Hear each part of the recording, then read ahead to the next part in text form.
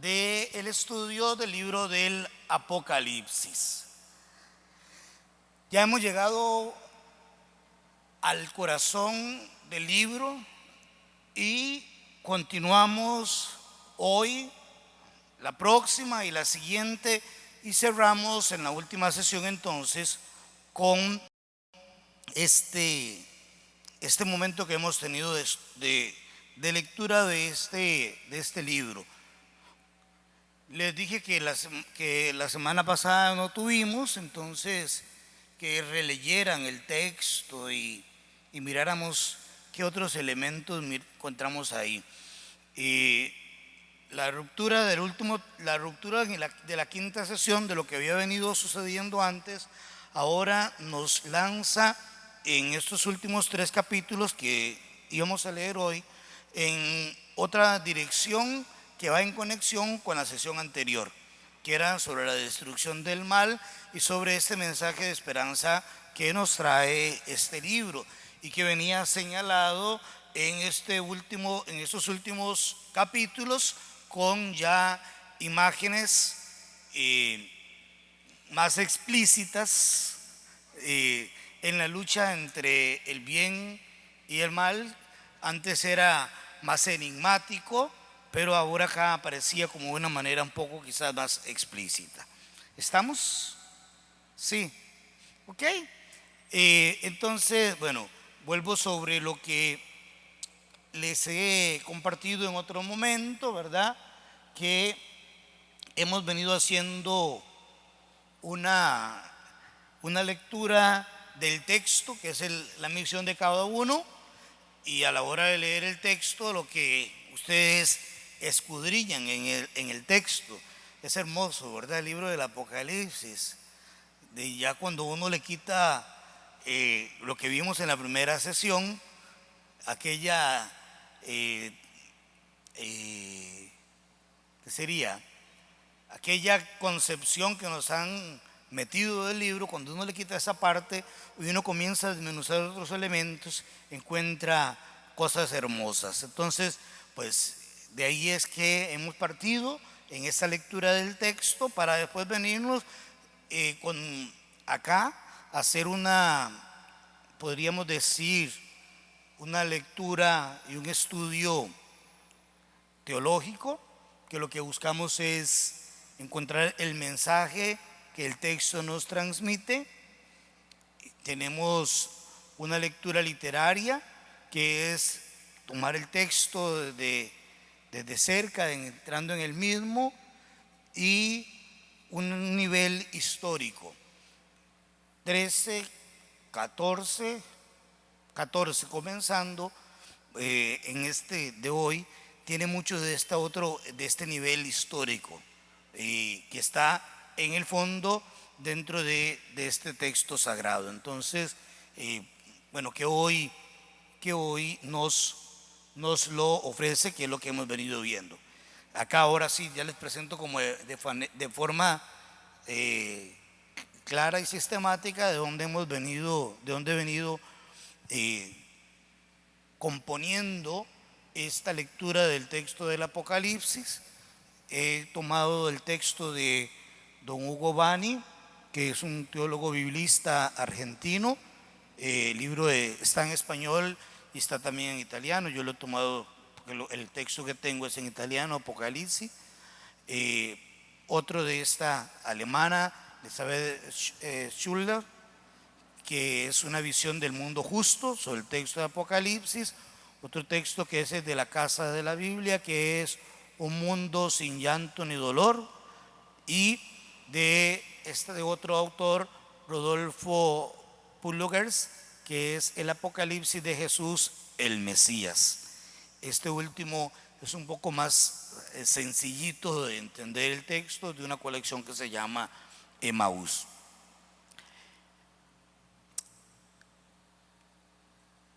El enlace entre la sesión anterior y la sesión de hoy.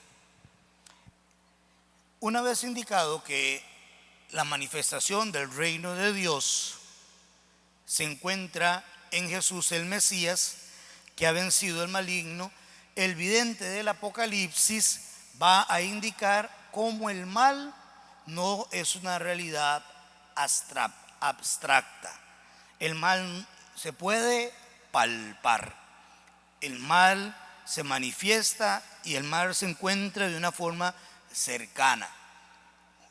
Hoy celebraba uno de los funerales, eran dos que habían en esta catedral, por la mañana y por la tarde, y en uno de los funerales justamente hablaba sobre la lucha del bien y el mal. ¿Por qué? Porque el mal lo vemos realizado. Cada vez que hay obras que van en contra de la vida, son manifestación del mal. El mal es palpable. Y cuando se quiere manifestar el bien, que es lo que hace el texto del Apocalipsis, cuando manifiesta el reino de Dios, el mal aparece. El mal es palpable, el mal se encuentra. El mal encuentra diferentes formas y diferentes maneras de expresión en el mundo, en la sociedad. Y lamentablemente esta es la realidad. Esta es la realidad en el mundo en el que nosotros también vivimos, en una lucha en que el mal se manifiesta y, como decía San Vicente de Paúl, cuya reliquia tenemos acá en la catedral, hablando del bien, decía San Vicente: el bien no hace ruido y el ruido no hace bien. Las cosas buenas a veces no son noticia, y las cosas que ayudan a motivar, esas cosas no venden, esas cosas no se publican, no ocupan las primeras planas en los diarios, y lamentablemente es la realidad. Por eso San Vicente decía esta expresión: el bien no hace ruido y el ruido no hace bien. Y eso lo encontrábamos, que a la hora de manifestarse el bien, el mal sale a la luz. O lo mirábamos con aquella otra expresión, creo que fue en la sesión cuarta, cuando yo les decía entre luz, que cuando uno pone o hace algo por la noche, particularmente el día, a veces sale, mira, esto no sé, y comienza sale a la vista. Eso es lo que sucede en esta lucha, por eso entre el bien y el mal, y por eso cuando se habla del bien, se habla también de la luz, que pone en evidencia lo que no ha estado bien. Que me parece una de las cosas importantes. Y otra de las cosas, cuando en la sesión anterior hablábamos sobre la imagen de Jesucristo, se hablaba de dos formas, que eran los dos testigos, ¿verdad? Que eran los dos testigos, que hablaba de las dos realidades en Cristo, como el que vence. Pues ahora también, pero antagónicamente o contrariamente, cuando se habla del mal, también se habla en esta dualidad. Y se habla de dos, como hablaba de dos, pero ahora habla de dos bestias. Dos bestias en paralelo con esto que hablaba del Mesías, en esta doble dimensión del Mesías. Se habla de las dos bestias. Y cuando se habla de las dos bestias, es interesantísimo. Yo no sé si ustedes descubrieron que habían cosas que anteriormente se habían hablado respecto al Mesías, y ahora es la misma imagen que se presenta respecto al mal, como por ejemplo el culto y la adoración. El culto y la adoración hacia el Cordero ahora lo mencionaban en el culto y la adoración hacia la bestia. Y al igual que los que estaban marcados con el signo del Cordero, los dos salvados, de igual forma los marcados con el signo de la bestia. Entonces es en aquella lucha. Claro, si el enemigo, el malo que hace es confundir y dividir. Eso es lo que nosotros popularmente decimos: no todo lo que brilla es oro.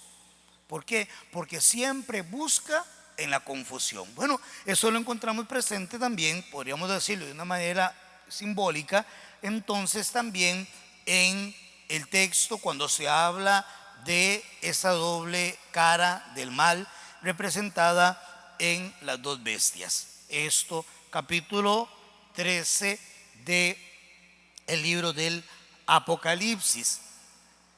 La bestia, hay dos bestias, una bestia que surge del mar y una bestia que surge de la tierra.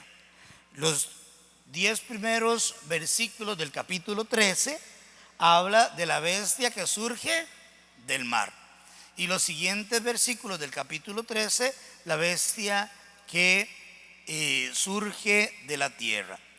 La bestia que sube del mar, y aquí es donde viene, por eso la parte histórica, que es donde la riqueza de lo que encontramos acá, y por eso está dirigido a una comunidad, a un pueblo que en medio de la situación de la comunidad juánica que vive, no pierdan la esperanza, porque el mal tiene un límite y el mal no es para siempre.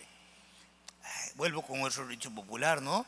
Lo decía el otro día: no hay mal que dure 100 años, ni cuerpo que lo resista tampoco, Viquita.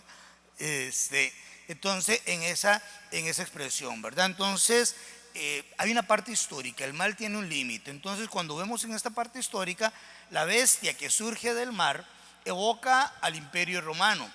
El Imperio Romano con el poder. ¿Recuerdan cuando hablábamos del cordero con los cuernos? El cuerno significaba poder. ¿Recuerdan que lo vimos en una de las sesiones anteriores? Ahora la bestia aparece con cuernos. La bestia, entonces, lo que decía en el momento, lo que les decía anteriormente sobre la autoridad, que es la bestia, la doble dimensión de la bestia, una de la autoridad, y este poder lo representa los cuernos, ¿verdad? Y evoca al Imperio Romano. Y cuando habla del Imperio Romano, entonces también presenta a los emperadores, que han sido los que llevaban adelante la ejecución y toda la expansión del imperio. Estamos hablando en la época antigua, en la que Roma era el centro, el Imperio Romano el que devastaba y se extendía.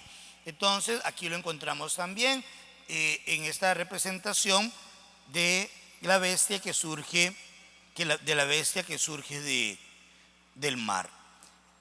Podríamos tomar el capítulo 13. ¿Tienen la Biblia?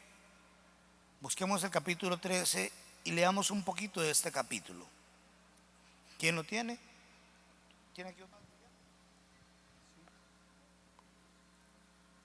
Aquí al comienzo.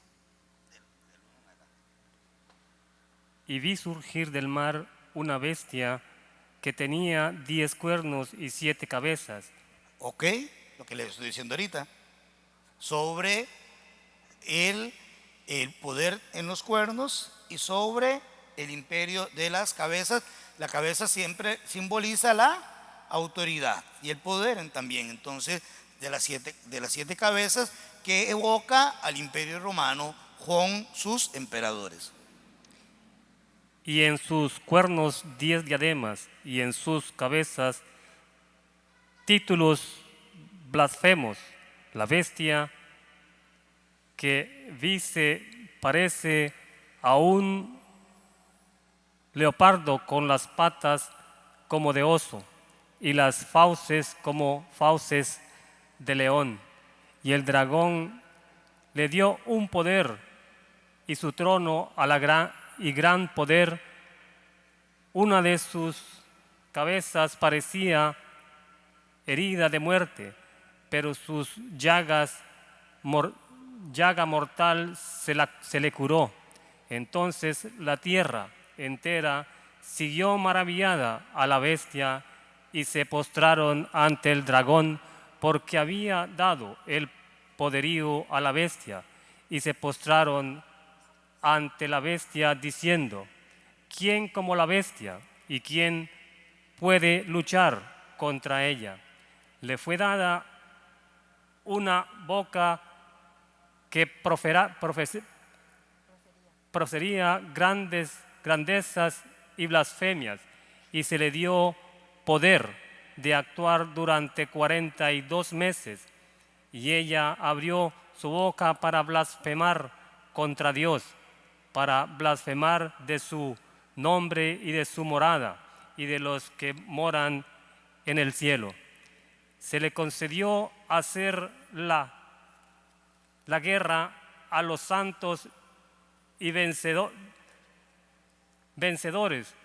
Se le concedió poder sobre toda raza, pueblo, lengua y nación, y la adoraron todos los habitantes de la tierra, cuyo nombre no está inscrito desde la creación del mundo en el libro de la vida del Cordero degollado. El que tenga oídos, oiga. El que a la cárcel él ha de ir. El que ha de morir a espada ha de morir. Aquí se refiere a la paciencia, la fe de los santos. ¿Ok? Si nos damos cuenta, ¿qué simboliza el poderío del mal? Lo mismo que el cordero. ¿Te das cuenta cómo el mal busca suplantar el lugar del bien? Y es en esa lucha que se ve patentizado entonces siempre el mal con el poderío del bien. Los cuernos, la diadema, el poderío y durante un tiempo. La diadema recuerda en otro momento la divinidad. Entonces también es que ha sido colocado que quiere que se le brinde culto, que se le brinde culto al mal. Y es el que se le ha dado poder, pero un poder que no es para siempre, sino un poder que es limitado, 42 semanas, o sea, 42 meses, un poder limitado. O sea, el poderío que tiene el mal no es eterno, es siempre un poder limitado, contrario al poderío del bien, contrario al poderío del cordero. Igual representa a la bestia, como el cordero también estaba degollado, ahora la bestia también degollada. Es la misma imagen que presenta al mal como se presentaba al bien, porque el lugar del maligno es la suplantación del lugar de Dios. Entonces, y es lo que eso va buscando. ¿Quién como la bestia? Si nosotros leemos el libro del Génesis, es la frase de San Miguel Arcángel cuando dice ¿quién como Dios? Y se entabla la guerra entre los ángeles del Señor y los malignos que siguieron. Es correcto, es correcto. Es siempre suplantar el lugar de Dios. Es la suplantación del lugar de Dios y es lo que refiere. Y además los títulos. Dice, son títulos blasfemos. Recuerden ustedes, en una de las condenaciones a Jesús, lo que decían es que este ha dicho que Él es Dios. Realmente lo era. Pero una de las condenas era eso, los títulos blasfemos. Por eso encontramos títulos como cuáles: Divino Hijo, Hijo de Dios, Divino, Señor, Portador de poder, Salvador, Pontífice máximo, Padre de la patria, que eran algunos de los títulos que se le daba al emperador. O sea, eran los títulos de lo que menciona de títulos blasfemos, ocupando el lugar de Dios.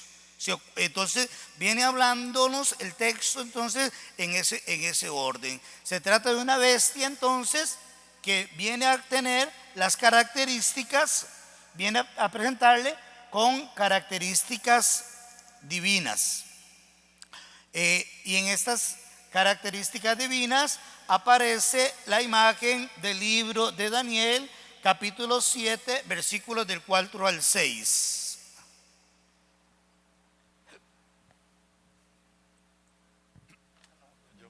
En el versículo 8 dice, Perdón, creí que era que me iba a leer el texto. Ok, ok, sí lo tiene. Ya le doy la palabra, Rodolfo. Usted.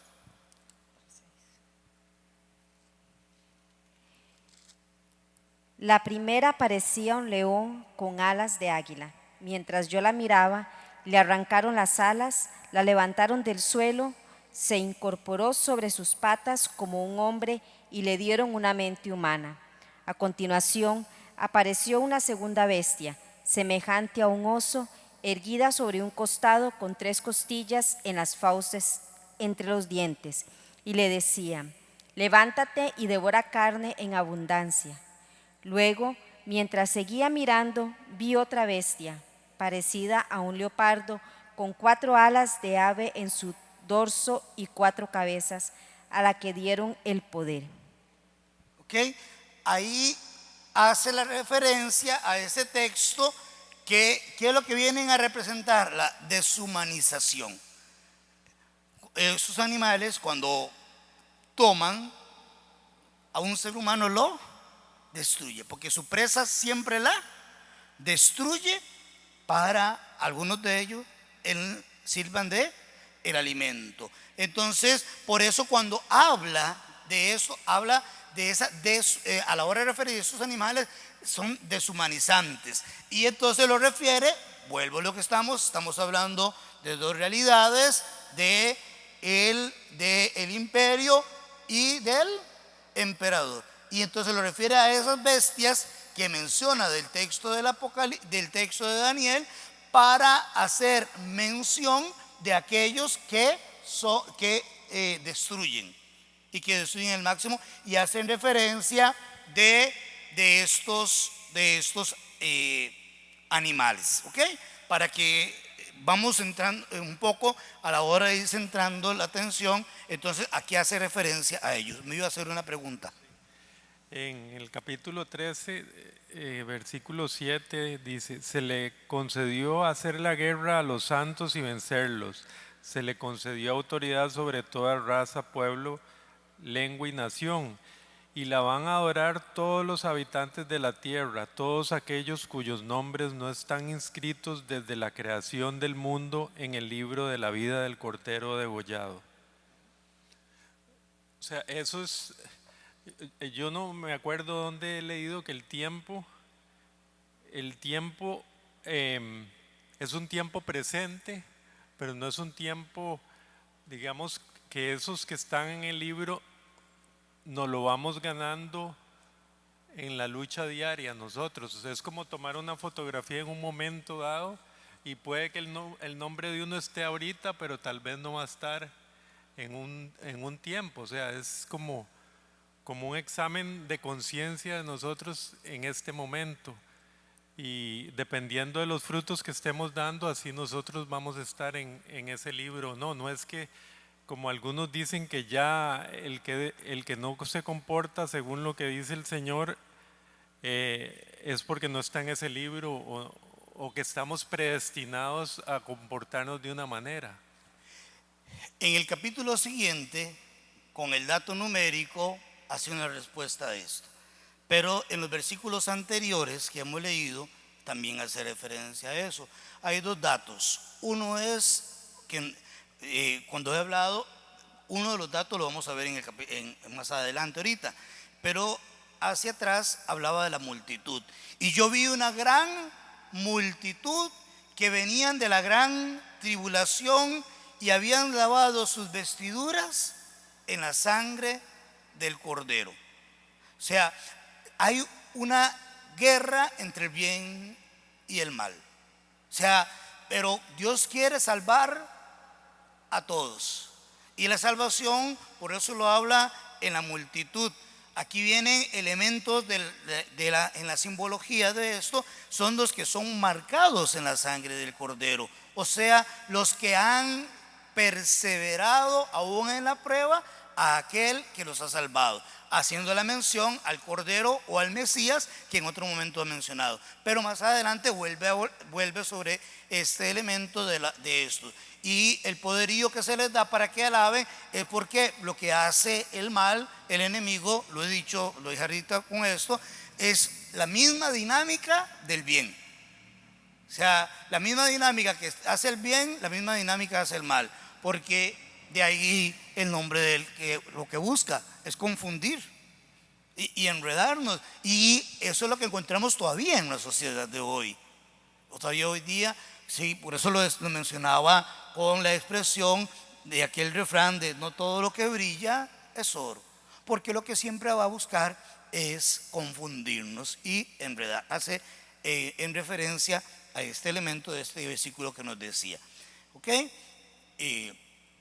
Y vuelvo sobre entonces de esto, o sea, tienen poder, pero ahí continúan, porque no queda en el capítulo, no queda en el versículo 8, si el poderío que se le ha dado no es eterno, es limitado. O sea, el mal tiene un límite.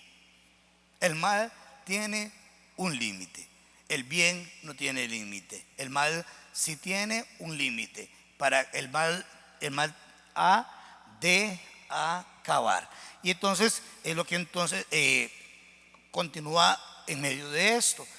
Entonces vuelvo sobre las imágenes de estos animales, ¿verdad? El oso representa la fuerza del imperio Meda. El león representa la fuerza y la brutalidad del imperio babilónico, y la pantera la fuerza del imperio persa. Ahora, la nueva bestia, eso sí, supera la brutalidad de todos estos imperios anteriores. Cuando atacaban, destruían, arrasaban y se llevaban con todo. Entonces, en esta representación, lo que viene a decirnos ahora, de ese que viene con esa misma fuerza, viene con más brutalidad. Y esta más brutalidad, entonces esa bestia viene configurada entonces con más poder. Cuando habla de la adoración de esta bestia, que en el fondo es la adoración del dragón, se realiza el grito que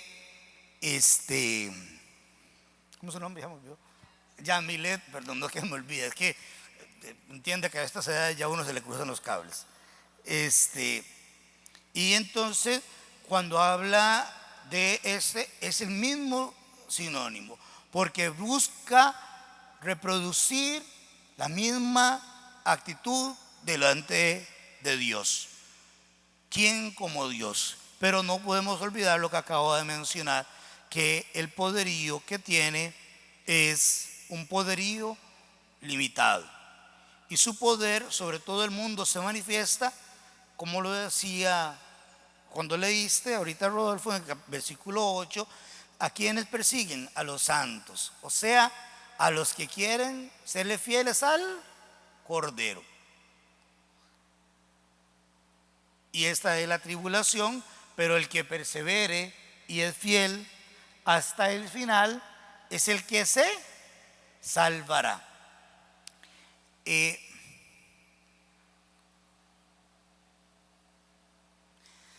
Aquí hay un error en lo que sigue, pero hace referencia a la otra bestia. Una bestia sale del mar, la otra bestia sale de los versículos del 10 en adelante. La otra bestia evoca al culto al emperador, y es la propaganda imperial, y que tiene mucho poder. Y a pesar de tener las apariencias del culto a una divinidad, es sinónimo de opresión y de dominio. El mal nunca va a querer liberación, sino siempre va a querer esclavitud. Y es el poder imperial que lo realiza. Por eso la finalidad de esta propaganda del imperio no es sino redoblar el sometimiento al poder de aquel que señorea sobre todos. Y vuelve otra vez la expresión: hace que la tierra y todos sus habitantes adoren a la primera bestia, que aquí es vista bajo la forma de, aquí viene el emperador, y es donde viene otro elemento sumamente interesante con respecto a la marca de la bestia, ¿verdad? El emperador Nerón, que es el más claro dominio despótico de un emperador, incluso de mandar masacrar a su propia madre, ¿verdad? Y a un hermano postizo. Esto es como para él, la encarnación del mal, es la expresión de la encarnación del mal. Entonces, y que es la marca de esta bestia, de este emperador, que es reflejado con la bestia. Entonces la marca de la bestia lo significa su nombre, pero el nombre viene encriptado. O sea, el nombre viene encriptado porque a quien les está escribiendo, y si esto le llega a quienes no le tiene que llegar, y si no está encriptado, entonces la persecución, el encarnizamiento y la destrucción iba a ser peor. Y lo que busca es despertar en la esperanza. Y entonces el nombre viene cifrado con un número, con un dato y una cifra que refería a su persona de Nerón, y es el número que llamamos el número de la bestia. Y el número de la bestia es el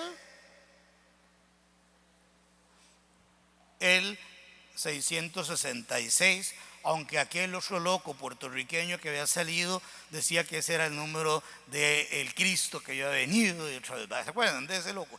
Ya se murió. Yo no sé si resucitó. Yo creo que no, ¿verdad?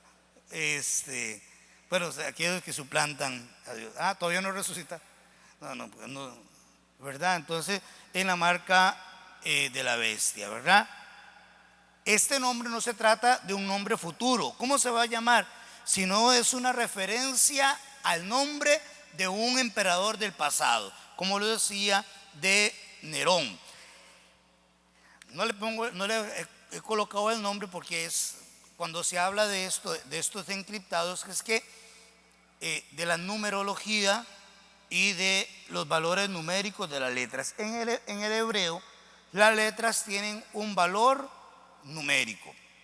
Tampoco las puse en hebreo las letras para que la entendamos mejor en lo que de las letras en el español, recordando que en el hebreo antiguo no hay vocales.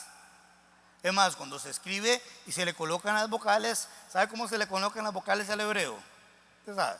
Se le colocan puntitos, ¿verdad? Entonces, ahorita no lo recuerdo así como con claridad, ¿verdad? Cuando estaba estudiando hebreo, pero, o sea, un puntito es una E, 2 puntitos puede ser una E tildada, 2 puntitos y una diéresis puede ser ya una I.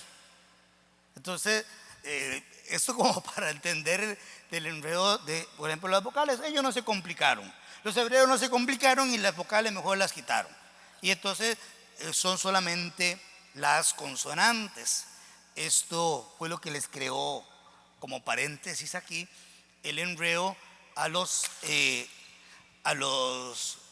testigos de Jehová. Porque cuando le quisieron poner el nombre a Dios, entonces tomaron las vocales de Adonai y se las colocaron a el nombre de Yahvé. Y entonces hicieron el nombre, no era el nombre verdadero de Dios, ellos lo compusieron. Después se equivocaron y lo reconocieron a lo largo del tiempo y dijeron, pero siempre lo hemos llamado así, vamos a seguirlo llamando así. O sea, ni siquiera existió, porque ni siquiera existe eso. Eso para decirle en la combinación de a la hora de poner el nombre del nombre de Dios, que el nombre de Dios era el nombre improbable. pronunciable, ¿verdad? Entonces, cuando se habla entonces de acá de Nerón, entonces el nombre era Nerón César, y cada una de las letras tiene un valor numérico, de forma que la N, 50, la R, 200, la W, 6, la N, otra vez se repite la misma del principio, Nerón, otra vez 50, la Q, 100, la R, 60, la S, 60, y creí que se iba a bajar con todo, inteligente muchacho, y la R, 200. Y si usted suma, si quiere lo suma ahí, eso le dio. ¿Está sumando? Eso le dio, ¿va? Sí, da 666. Entonces, a la hora de hablar, el número evoca un nombre del emperador. Y hablando del emperador como aquel más terrible del encarnizamiento. Entonces, cuando se habla de la bestia, es la bestia encarnada en el emperador. Nerón aparece así como el símbolo de un poder, totalmente deshumanizador. La bestia va a dirigir todas las energías contra Dios y contra la morada de Dios. Y aquí es donde aquí lo que lo puntualizo todavía con más fuerza. ¿Por qué? Porque es lo que vivimos todavía en el mundo. O sea, es la lucha siempre del mal contra el bien. Hoy lo decía nuevamente yo cuando vuelvo sobre la homilía de esta mañana. ¿Por qué? Porque al maligno no le interesa la criatura. Al maligno le interesa destruir al Creador. Pero la criatura es tan tontica que cree que él puede todo contra el maligno. Y la fuerza del maligno es más poderosa que la fuerza de la criatura. Por eso, para vencer al maligno se ocupa la fuerza del Creador. Y en la medida en que la criatura se separa del Creador, la criatura queda más vulnerable y más fácil de ser seducida y más fácil de ser vencida, y todavía mayor de ser destruida. Y eso es lo que la criatura no ha llegado a comprender a la cabalidad y a la totalidad. Es ahí donde hay que, diría yo, entrar. Este monstruo caracterizado como el anticristo no puede luchar contra los santos y conseguir vencerlos. ¿Por qué? Porque la fuerza que tienen los santos no viene de la fuerza de ellos, sino viene de la fuerza del santificador, y al que ellos han querido ser fiel y lo siguen. Entonces, por eso no puede. Entabla una lucha, entabla una fuerza, pero no puede vencerla. ¿A quién vence? Al que no es santo. Decía San Juan Pablo II, la peor desgracia que le puede suceder al ser humano es no ser santo. El tiempo de la persecución y del sufrimiento que encontramos ahí causado por el monstruo coincide con el tiempo de los dos testigos, que hablando de Jesucristo y del Cordero, y coincide con el tiempo de la bestia. O sea, es un tiempo siempre limitado. No tiene más fuerza el mal que el bien. Acá cierra el capítulo 13 y se abre el capítulo 14. Y en el capítulo 14, lo que refería ahora del versículo 8 que don Rodolfo leía, Entonces, ¿qué nos aparece? El cordero y el cortejo del cordero, expresado con el dato numérico que ya lo hemos visto. Yo creo que casi que en todas las veces lo he mencionado, del dato numérico de los salvados. Entonces, en los primeros 5 versículos de este capítulo 14, después de haber visto cómo el gran dragón y las 2 bestias luchan contra los seguidores del Cordero, el vidente ahora contempla al Cordero de pie, situado en el monte Sión, o sea, contempla al Cordero resucitado sobre el monte de la presencia de Dios. El monte donde está la presencia de Dios. Ahí contempla el vidente. Dejamos atrás la lucha del Cordero, el dragón, y contempla el vidente al dragón y a las bestias, y contempla el vidente al Cordero con su cortejo. ¿Cuál es el cortejo del Cordero? El cortejo del Cordero son los 144,000, que al final del septenario de los 7 simbolizaba a la multitud de los que habían sido marcados. Vuelvo, ¿verdad? Sí, a hacer referencia, porque esto siempre me gusta recalcarlo. Me gusta recalcarlo porque cuando me dicen el número de los salvados, yo digo siempre, ¿quién lleva la lista? Para que me apunten, ¿verdad? Díganme dónde llevan la lista, que me apunten ahí, a ver, o que revisen ahí si yo estoy, ¿verdad? Pero no, esto no es, los números son simbólicos y hace referencia al antiguo pueblo que Dios eligió, al nuevo pueblo que Dios eligió en el tiempo preciso de Dios. El antiguo pueblo expresado en las 12 tribus, el nuevo pueblo expresado en torno a los 12 apóstoles, y el tiempo de Dios expresado en 1000, que es el tiempo de Dios. Para Dios un día son como 1000 años, y 1000 años como un día. 12 por 12 por 1000, 144,000. Y ese es el cortejo del Cordero, el número de los salvados, el número de los que Dios quiere.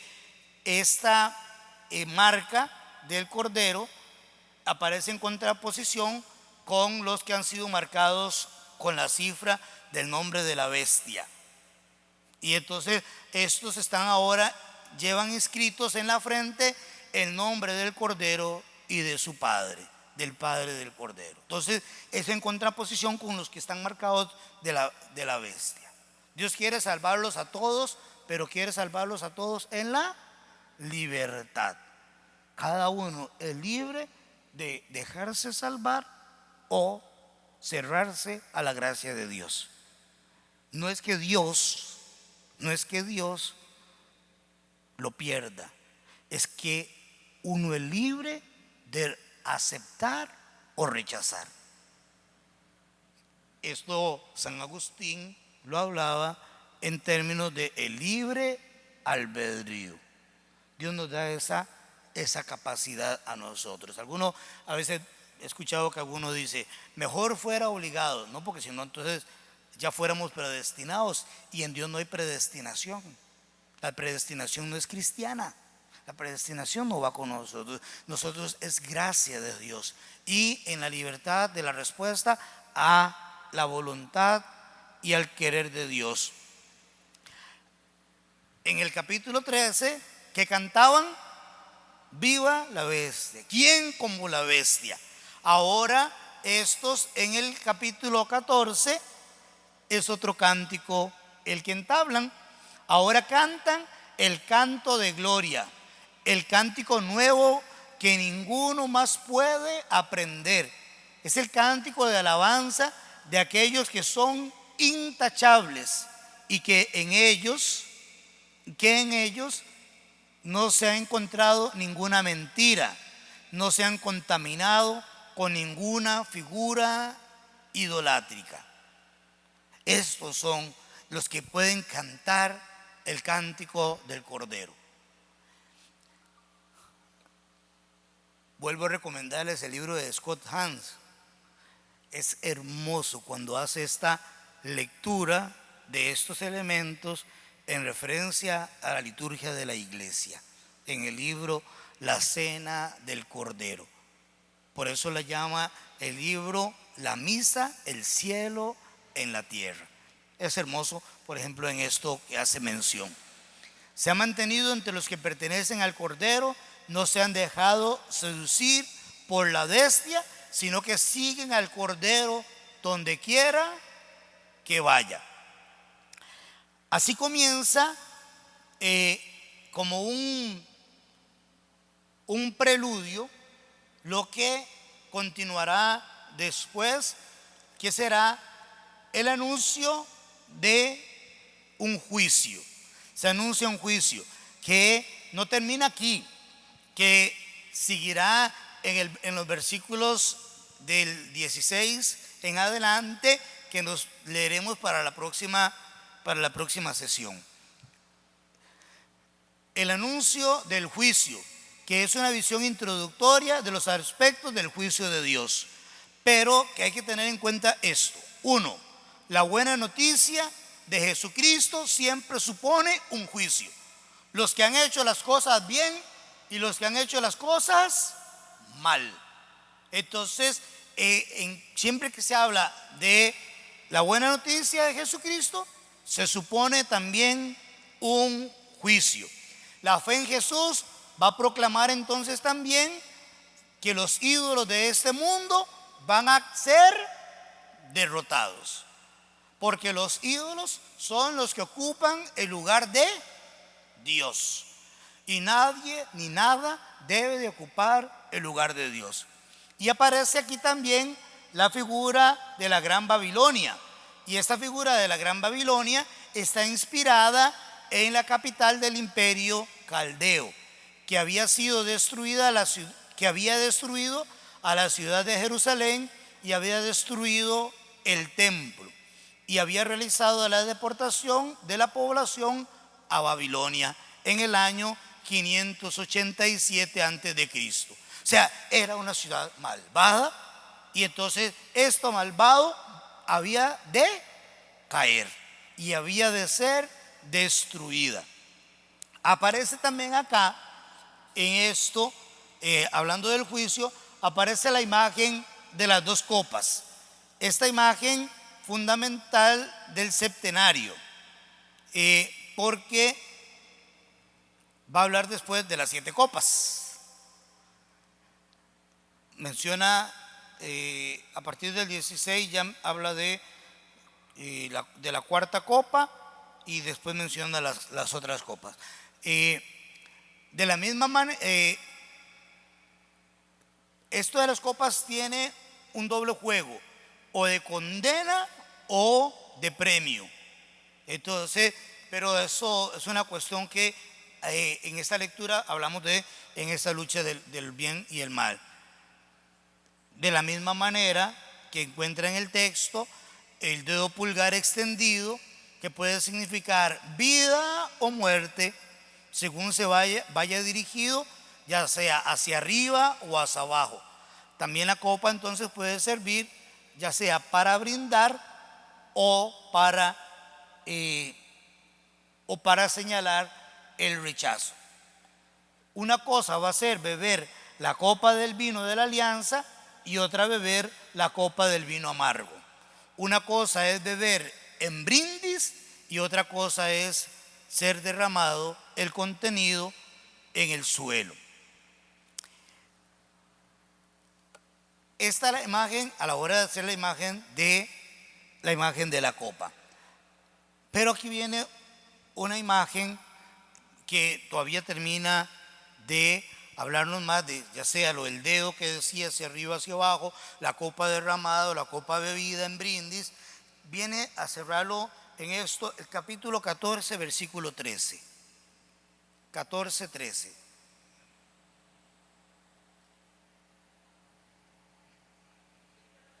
Si lo tiene. 14.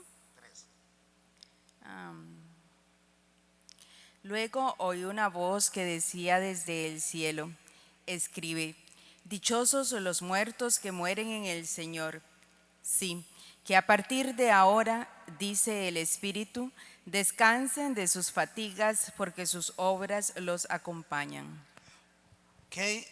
Porque ahora viene la copa de la victoria. Y en la copa de la victoria son dichosos los que han dado la vida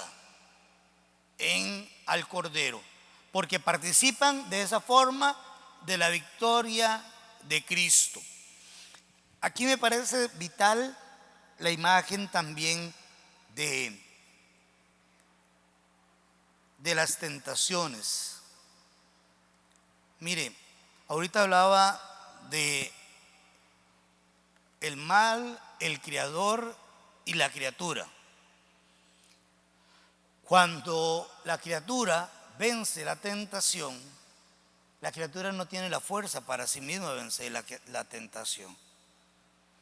Cada vez que la criatura vence al tentador, es el Hijo de Dios, aquellos que han sido fieles al Cordero, que pueden vencer, porque ninguno tiene la fuerza suficiente para abstenerse de no ser engañado y vencer al engañador.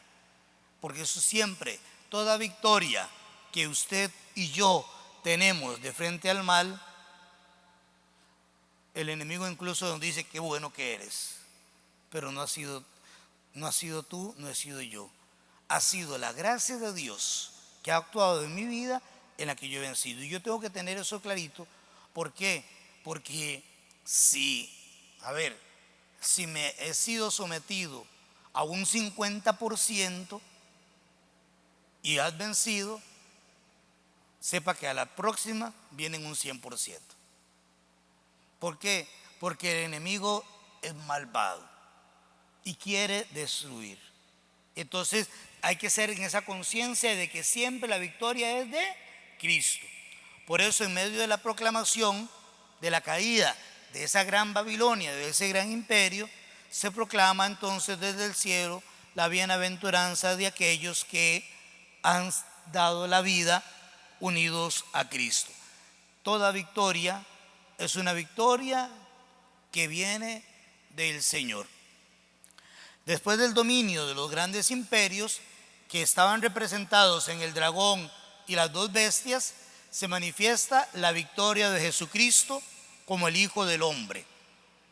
Después de tantos dominios deshumanizadores, se manifiesta aquel que es el modelo de una nueva humanidad. Los obispos, cuando se reunieron en Roma para el segundo concilio, para el Vaticano II, en Gaudium et Spes número 22, en el segundo párrafo, esto me parece genial, porque dice, justamente lo recuerdo en referencia a eso: la imagen de la humanidad nueva es Cristo. El hombre nuevo es el hombre nuevo en Cristo. Esa es la imagen de la humanidad nueva. En Cristo se resume la imagen de todo lo creado. Y Cristo es la imagen de esa humanidad nueva. El juicio que se va a realizar, hablando del juicio, en lo que viene hacia adelante, el juicio que se va a realizar de una doble forma. Aquí utiliza el término de el trigo y de la uva. Son de los dos frutos, porque viene a hablar de esto en esos dos términos. Cuando el trigo ¿cómo se dice? Cuando A ver, cuando el frijol se le agolpea para que salga, ¿cómo se dice eso? Cuando el trigo en la depilación, ¿depila es? Se pila. Cuando se golpea, se separa la granza del grano. Y entonces se separan. Eso hace referencia al final. ¿Para qué sirve la granza? Hoy lo usan de abono orgánico, ¿verdad? Pero la granza no sirve para la alimentación. Lo que sirve para la alimentación es el grano. Entonces viene la separación del trigo del grano. Perdón, del trigo de la granza. Del grano de la granza. La granza se desecha, el trigo se almacena. Igual viene en la vendimia. En la vendimia la uva se recoge y lo que no es uva se desecha. Son de esos dos elementos, de esos dos frutos. Entonces, por eso, cuando se habla del juicio, se habla de esta doble forma. Una, respecto a la siega. La hoz es el instrumento utilizado para cortar el trigo, que es como como un curvo, así el grande, ¿no? Que se mete la hoz y se recoge el trigo. Entonces, ahí es una de las referencias. Esto sirve para hablar en la referencia a los servidores del Cordero. Y la otra es con respecto a la vendimia. La vendimia con la hoz afilada, que recoge los racimos de la viña de los servidores de la bestia. Unos van desechados y los otros son los salvados. Hace en referencia a eso en el juicio final. Es la revisión de aquello que es lo que se ha hecho. La vendimia recogerá gran cantidad de sangre, tanta que subía hasta los frenos de los caballos. Recuerdan los jinetes y los caballos que hablaba en el capítulo 7, creo que era, ¿no? O 6, no recuerdo ahorita. Ustedes sí, porque lo leyeron otra vez durante estos días. Y se pasa así de la imagen de la vendimia y del pisar los racimos al resultado del juicio, que es la comprobación de la gran abundancia de sangre derramada. La historia de la humanidad está llena de sangre. Se exprime como la uva para ver qué da. Y esto abre una nueva presentación de un capítulo un poco más corto. Y es el capítulo del capítulo 15. En el capítulo 15 comienza con la presentación de las 7 copas. Los que han salido vencedores de la bestia, de su estatua y de la cifra de su nombre, se encuentran de pie y victoriosos. Mientras tanto, se inicia el juicio sobre las naciones. Están en pie los que han seguido al Cordero, los que a pesar de las insidias de la bestia y del dragón se han mantenido en pie. Así las 7 copas entonces van a venir a significar las 7 plagas, es decir, la manifestación del rechazo por parte de Dios de todo aquello que es malo. Todo lo que es malo es rechazado. La alabanza de los vencedores escatológicos constituye el fruto de las visiones del libro que encontramos desde el capítulo 10 hasta el capítulo 14. Es la alabanza de los que han salido victoriosos. Y también este himno va a servir de un espacio que da a las visiones entre las copas y que interpreta proféticamente el relato visionario de la cólera de Dios en contra de aquellos que han seguido a la bestia. El motivo teológico aquí lo encontramos también con respecto al Éxodo. Si las copas vienen a significar las plagas, esto recuerda también por qué Egipto dejó salir a Israel. ¿Recuerdan? También lo hacía en referencia a algunos de los momentos atrás, en referencia a la sangre del cordero.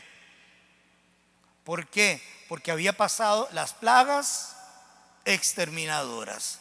Y recuerda cómo se salvaban los que eran del pueblo de Israel, con la sangre del cordero pascual que habían tenido y marcaban los marcos de la puerta, de forma que la sangre del cordero inmolado en la antigüedad viene a significar la sangre del cordero que inmolado en Jesucristo, y es la señal de Jesucristo como el cordero, el vencedor, y es la sangre de Cristo la que lava de los pecados en medio de la tribulación y se mantienen fieles al final. Es esta misma imagen, por eso es el motivo teológico de Israel sobre la liberación del poder opresor de Egipto. Y las imágenes que aquí presenten entonces van a evocar, pero en orden inverso, el paso por el Mar Rojo, el cántico de María, la hermana de Moisés, la victoria sobre el ejército del faraón y las 10 plagas sobre los egipcios. Estas imágenes evocan esa victoria. Los vencedores de la bestia se encuentran de pie, pero se encuentran de pie en el mar. Recuerden lo que les decía la otra vez también con referencia al mar. El mar como lugar del mal. El mal como lugar de actuar en el mal.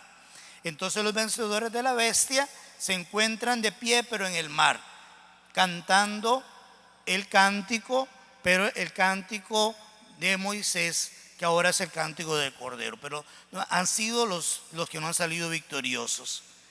¿Recuerda dónde está el vidente del Apocalipsis? ¿Dónde está el vidente del Apocalipsis? Capítulo 1, versículo 4. El vidente del Apocalipsis, ¿dónde se encuentra? En la isla de Patmos, y está viendo las 7 iglesias a las que les escribe. Y es una isla que está entonces, por lo tanto, si es una isla, está separada de tierra firme por el mar. Entonces, es lo que el vidente también nos escribe desde lo que él está viendo. Y el vidente está a las espaldas, que es otro de los elementos también de el lugar del imperio romano, que es aquel imperio destructor que tiene a aquella bestia que viene con esos numeritos interesantes que ahorita mirábamos con las letras, ¿verdad?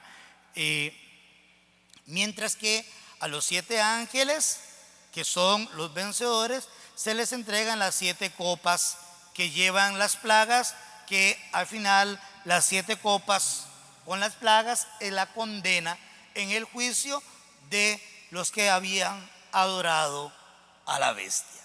Y con esto cierra el capítulo 15 que habíamos leído, y con esto cerramos los 3 capítulos que teníamos preparados para el día de hoy. Colorín colorado, la bestia se ha exterminado. Quiera Dios que sí, ¿verdad? Se nos extermine esa bestia. ¿Ok? Esto es lo que le estaría preparado hoy de estos 12, del 12, 13, perdón, del 13, 14 y 15 del texto del Apocalipsis. ¿Alguna inquietud? ¿Alguna observación? ¿Algún comentario? Rodolfo le respondía con esto a lo otro que me decía del versículo 8, ¿verdad? Por eso le decía que lo representaba más adelante lo decía con respecto a los salvados.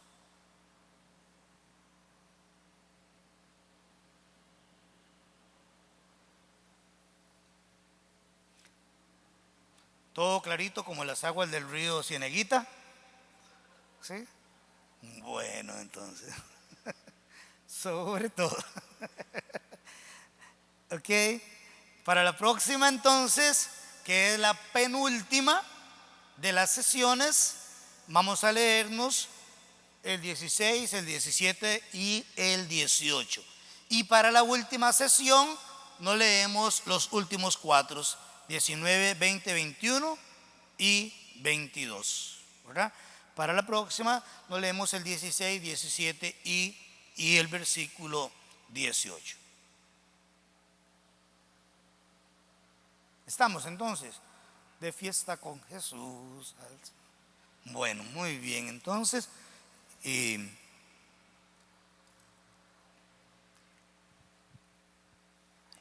a ver, en una sesión corta, que ya no sería de 8 sesiones, sino quizás de la mitad, ¿qué nos gustaría profundizar o estudiar? Digo en una sesión corta porque vea que yo les dije que esto iba a ser en 8 sesiones y ya estamos a las puertas de las 8 sesiones. Pero la siguiente no me da para hacer 8 sesiones, me da para hacer 4, tal vez 5.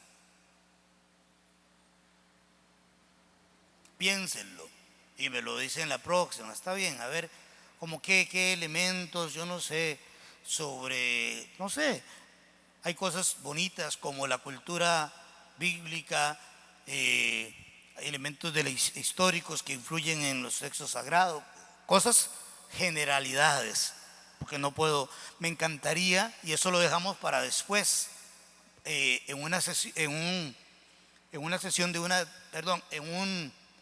un estudio de unas 10 sesiones, leer, por ejemplo, el elemento profético, la profecía, y el estudio de los profetas mayores, de los profetas menores, y el profetismo en Israel, el profetismo en las Sagradas Escrituras, pero no en una forma seguida como eso me gustaría, pero eso me gustaría a mí, pero eso no puede ser para la próxima porque eso no nos da con sesiones cortas. ¿Está bien?